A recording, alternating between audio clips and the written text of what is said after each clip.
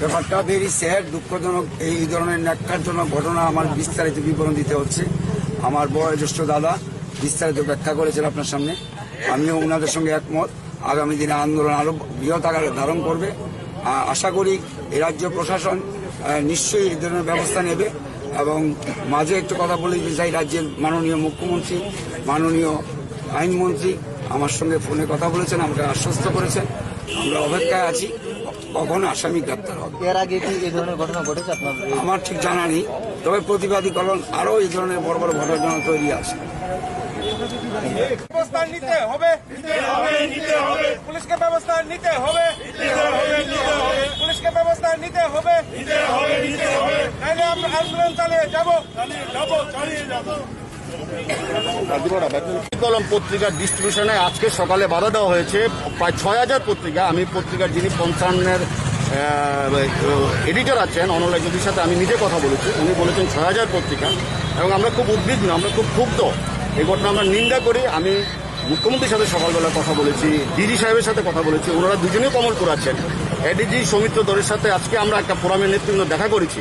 আমরা বলেছি যে যারা করেছে তাদেরকে গ্রেপ্তার করতে হবে এবং যেসব পত্রিকাগুলো বাধা দিয়েছে সেসব পত্রিকাগুলো ফিরিয়ে দিতে হবে এবং এই ধরনের ঘটনা যাতে কোনোদিন না ঘটে, কোনোদিন যাতে না ঘটে, এটা আমরা আজকে চূড়ান্তভাবে বলে দিয়েছি। এবং যদি ঘটে আমরা কিন্তু রাস্তায় বসে এর প্রতিবাদ জানাবো।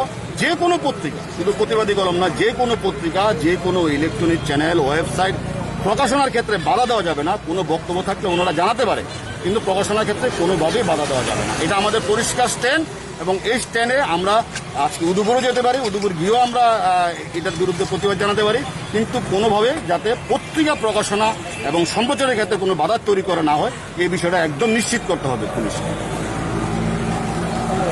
আজকে এখন যে রিপোর্টেশনটা দিতে এলাম সেটা হলো প্রতিবাদী কলমের প্যাকেট সমস্ত সাউথ ডিস্ট্রিক্টের সমস্ত প্যাকেট নামিয়ে রাস্তায় ফেলে দিয়েছে, পুড়িয়ে দিয়েছে। তোমরা নিশ্চয়ই ছবি তোমাদের কাছে পৌঁছে গেছে। এই ধরনের কাণ্ডকীর্তি চলছে বহু জায়গায়, শুধু সাউথে নয়, ওই ওয়েস্টও হচ্ছে, নর্থও হচ্ছে।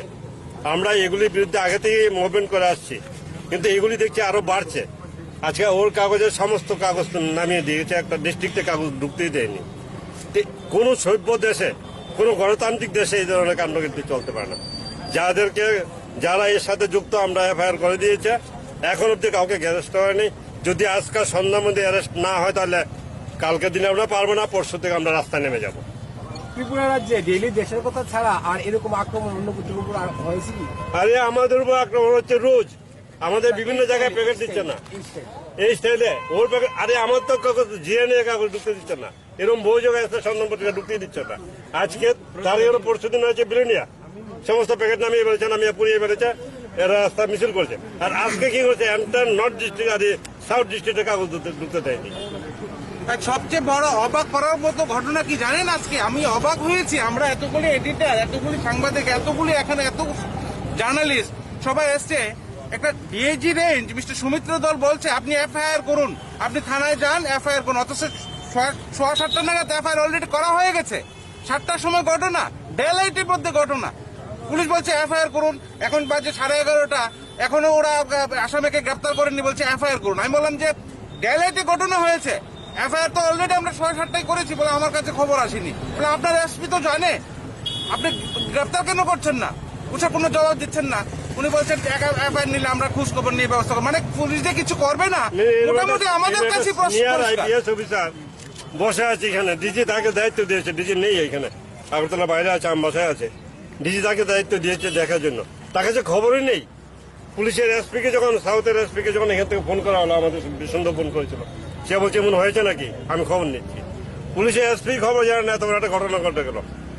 এখন বেলা বাজে 12:30 প্রায়, এখন অব্দি কোনো গ্রেপ্তার নাই, এখন অব্দি কোনো বলছে এফআইআর করুন। আর এই লোকটা জানেও না যে কি ধর সৌমিত্র ধর, সে জানেই না প্রসিডিওরটা, যে এফআইআর আমরা ইচ্ছা করলে হোয়াটসঅ্যাপে করতে পারি, ইচ্ছা করলে SMS করে করতে পারি, এফআইআর আমরা ইমেল করে করতে পারি। তার এই আইনটুকু জানে নাই। Why is there I don't know. যে আমরা লক্ষ টাকা বেতন দিয়ে এটা অফিসারে রেখে দেবো, আমাদের ট্যাক্সের পয়সা দেওয়া, আচ্ছা এই আইনটুকু জানবে না, সে আমাদেরকে পরামর্শ দেবে করতে গিয়ে, এই যে এফআইআর করতে গিয়ে। What he should suspend. I will tell mister Daldas, তাকে সাসপেন্ড করতে হবে। এই ধরনের রাখা নাকি আমরা বলে দিতে চাই যদি 24 ঘন্টার মধ্যে আসামিকে গ্রেফতার না করা হয় কালকের দিন বাদ দিয়ে আমরা কিন্তু অনেক বসে দিন থাকবো না, আমরা রাস্তায় নামবো। কালকে আমাদের প্রেস ক্লাবে ইলেকশন আছে, কালকের দিনটা আমরা দেখবো। পরশু দিন এই পুরো পুলিশ হেডকোয়ার্টার ঘেরাও হবে এই ব্যাপারে যদি গ্রেফতার না করা হয়। আমি বলে দিতে চাই বহুত হয়েছে, একটা দুটো ঘটনা হয়নি, এরকম প্রচুর ঘটনা হয়েছে।